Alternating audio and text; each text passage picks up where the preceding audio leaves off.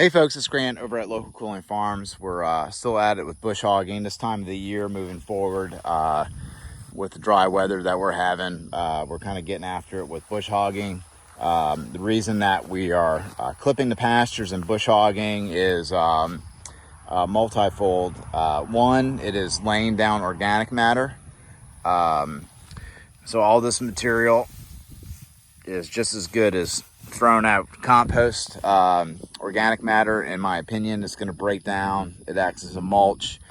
It laying it down is going to maybe kill some of the grass there initially, but it's going to break down and it's going to help feed the soil. And then we've seen that just make a huge difference because all of this, the stem is just perfect material for fungi to grow on.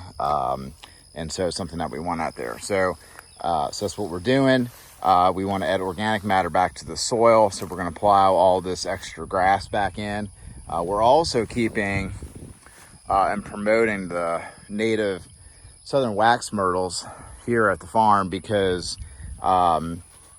we can prune them up to grow upright so we can get the tractor around them real easy. They're native. They supply habitat, they supply shade. They put out berries that our quail and other sparrows and other birds are going to eat into the fall and winter. And so you can kind of see them out there that we're leaving them. And then when we come across them in the field, younger bushes, we typically cut around them. We try not to cut them because we want more of them out here. They are not interfering with grass growth. And like I said, they provide shade, habitat, and I think that they're, aesthetically very pleasing out in the field versus just a plain Jane open flat field. So that's what we're doing out here today. This is the vacey grass that I had talked about. It's a clumping grass. That's that stem that I held up a little while ago. That's what created that stem. And so, it's not the best grazing grass in the world, but it puts out mostly stem. But these leaves, the cattle do eat them. And then after we bush hog them, they'll come back in a vegetative growth. So they'll put out a lot of leaves and the cattle will graze it. We still have a lot of broom sedge, which is a native clumping grass. It's got Israel out here as well.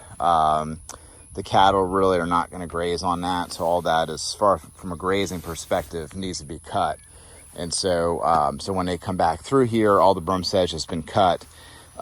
It's most likely going to be grazed. Anyway, so that's what we're doing out here. We're trying to knock this stuff down.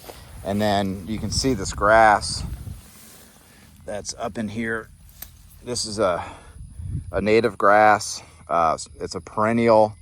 I can't think of it off the top of my head. It doesn't have a very good common name, just a scientific name, but we've got a lot of it out here. It does well in our soil type with our rainfall. It doesn't mind the wet feet, and the cattle and the goats absolutely tear it up. So we're seeing that actually get established in all of our fields.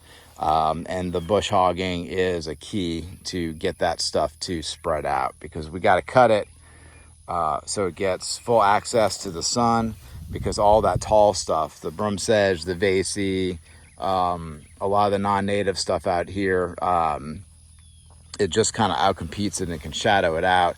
And then before we shut down here, we've got a lot of sedges out here.